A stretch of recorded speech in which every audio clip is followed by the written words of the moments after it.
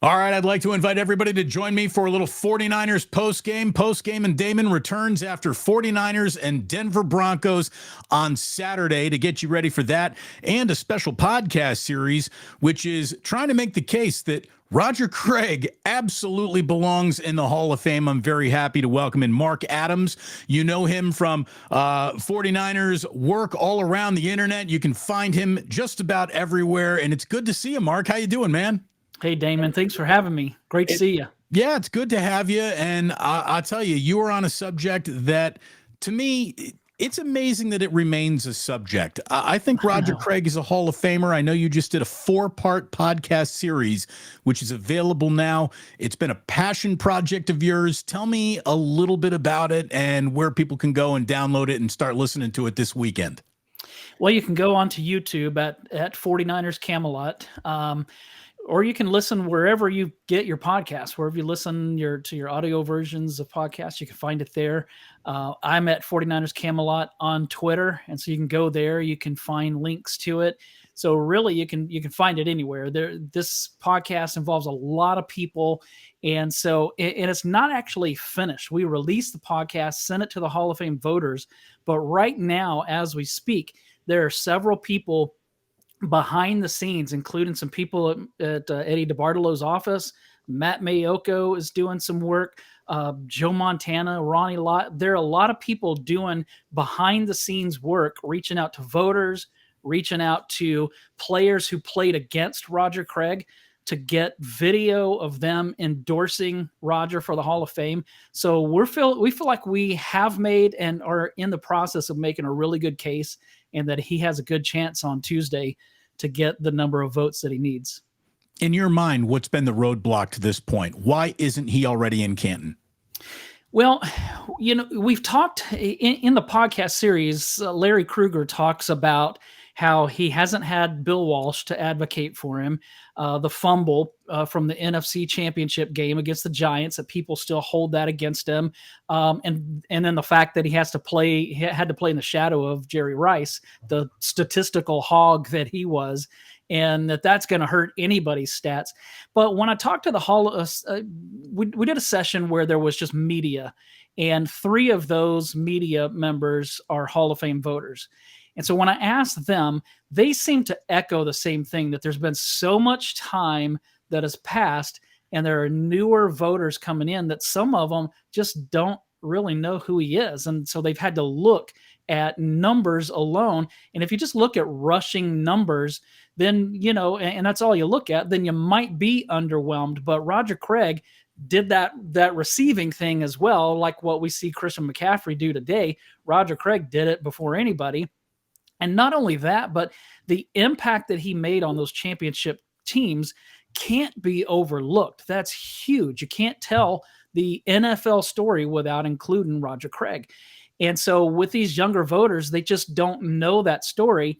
And so when Larry Krueger and I first started talking about this project, when I was just writing a story based on this for 49ers Webzone, he said, look, you've got to get this story out, and you've got to get some traction. You've got to get Joe and Steve and Ronnie and Jerry to be on board with this. That's how you're going to get a lot of attention, because that's what Roger needs.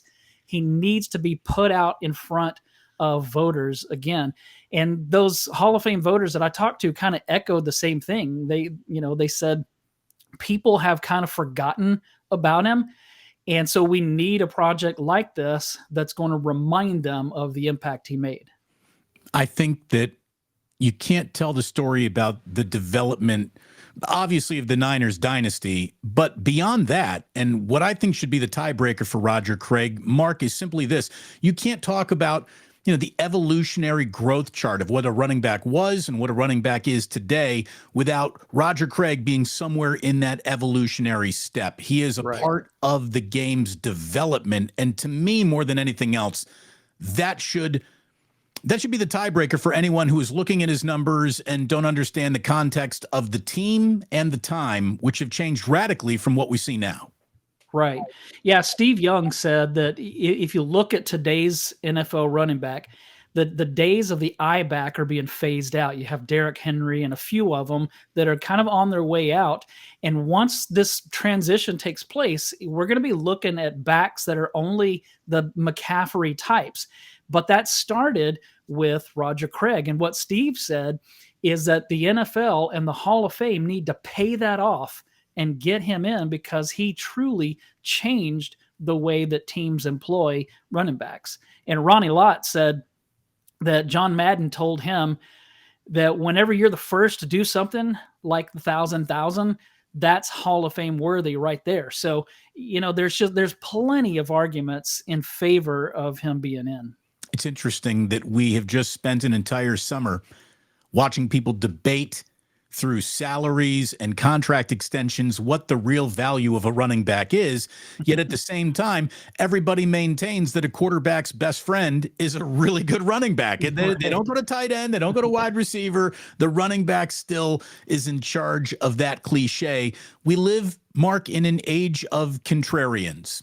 Whatever argument you want to make as a yes, there's someone who wants to make the no. Yeah. I know that you spoke with an incredibly, let's just call it, pro 49er group of people, but in all of your conversations, borderline Hall of Famers we love that debate. We love to say, no, they got it right. He's not a Hall of Fame, and I'll tell you why. Have you found a singular good argument against Roger Craig being in the Hall of Fame? No, I haven't. In fact, I talked to, when I wrote this story for 49ers Webzone in February of last year, I followed it with one that took a different angle, trying to get players who played against Roger Craig. And so we were able to get a statement from Harry Carson. I was able to get Mike Singletary on the phone, and Singletary told me, Walter Payton, Roger Craig. And then he said, actually, I put Roger Craig ahead of my teammate, Walter Payton. Wow. It's huge. That's huge.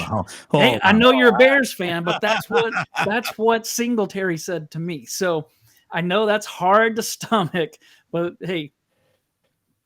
Well, he did things that Walter did not do. He did things that no real running back was asked to do before Roger Craig did them. And again, he's part of the evolutionary flow chart of the position. You don't get to Marshall Faulk and LaDainian Tomlinson and Christian McCaffrey, and if we want to work more modern than even that, then we don't get there without Roger Craig. I think that time certainly has not been an ally to him. And you are right. We have a different generation of voter that has come up watching a game of football that is so radically different than it was just 5 years ago, much less 35 years ago. I can see why some of Roger Craig's argument has been lost in the sauce, and I'm really happy that you're putting this out there, and there are people stumping for him. It takes a campaign to get into the Hall of Fame these days. Yeah. There are some unworthy campaigns that probably are going to go through before this very worthy campaign to get Roger Craig in there actually goes through. Again, you are all over covering this team, not just memories, not just Roger Craig. And there was a bad showing. I mean, even the most card-carrying, homegrown 49er fan couldn't have come out of Las Vegas feeling great about that. One of my other arguments is it's the preseason, so take a breath and calm down. Yeah. But as we approach kickoff of game number 2 in the preseason, the Denver Broncos are here for a Saturday night 5:30 kick. Where are your eyes going to be in terms of what you want to see happen in this game? Well, obviously, you have to start with quarterback. We still don't know if Brock Purdy is going to play. We thought no, and then yesterday, Kyle Shanahan said maybe. So if he does, it's not going to be long, and hopefully it's just enough to get his feet wet, get out. I want to see a lot of Trey Lance. And maybe Sam Darnold starts and Trey Lance comes in the second half, which is flipped from the week before. But I think that they need to see a lot of Trey. They need to see what they have. They need to see how he's going to respond to last week when he didn't look as good as we wanted. But the thing is, we have to remember, A, it was just a preseason game. B, his second string offensive line that was blocking for him didn't do that very well. And he himself was coming off of an injury. So if anybody's going to be rusty, he's going to be as well. So that's the first thing that I'm looking for. The second thing is I want to see what Isaiah Oliver does. He went into Sunday the leader in the clubhouse to be the nickel corner. And I remember when the game started and I saw that he was out there and the rest of the starting defense wasn't, I thought, why is Isaiah Oliver out there? But he's new, so maybe they wanted to get a look at him. And then we saw him get picked on by a rookie quarterback starting his very first NFL game. And so then I started thinking, okay, maybe they're not sold on him. And then we heard this week that there is, in fact, a competition. So I want to see how he responds. I want to see what the 49ers do with that nickel position. Are they going to move Diamador Lenore inside? Is it going to be Samuel Womack, somebody else like that? But those are probably, if I had to pick something on each side of the ball, those would be the two things that I want to see. I like Jair Brown. I thought he pretty much represented himself well on a day where not a lot of 49ers could really make that argument. So I'd like to see a second good game out of him. And then maybe he has reached that position where he doesn't play a lot in that third preseason game because he is very much going to be in the mix for big plans this year. Mm-hmm. What percentage, Mark, do you think there is Kyle goes into this year carrying 3 quarterbacks on the roster? I think he has to. I just don't see, they can do the thing where they have a player that doesn't suit up. But I mean, the NFL changed this rule this year with the quarterback situation. So I'm not saying that he'll have 3 quarterbacks suited up on game day, but he has to have all 3 on the roster. I just don't think that you want to. I mean, you can have some players down and protect them, but I don't know that. I just don't think that's something that they're going to do. I'm not in the camp of those that believe that Trey Lance is going to be traded. It could end up being proved wrong, but I just don't think that. However, I do find it strange that Sam Darnold, who has been a starting quarterback his entire young career, is signed on, what was it, the first day of free agency? To me, it just seems like he would want to sign somewhere where he thought that he had a chance to be the starter or at a minimum the backup. I just can't see that he wanted to come in and compete for a QB2 role. And then you have the fourth stringer, who he's been the backup to Joe Burrow in Cincinnati. And so what he agreed to come in, the kid out of Arkansas, that he's going to just, hey, I'm fine being a number 4. I don't think so. So it's like, what's being told to these guys that made them come on board? That's curious to me. When will you become nervous about Nick Bosa's absence? Probably in about a week. I'm not worried about him from a performance standpoint. I'm not worried about him. Hey, can they get this done? He's going to be with the 49ers. I am confident of that. What I am worried about is that we've just seen over the course of NFL history, when a player holds out, he's a lot more susceptible to like small tissue injuries. And the last thing the 49ers need is to have games without Nick Bosa. He's just too valuable. They don't win a Super Bowl without him. And so I don't care what happens at quarterback. If there's no Nick Bosa, there's no Lombardi. And so I'm not there yet, but in another week, I may start getting a little nervous.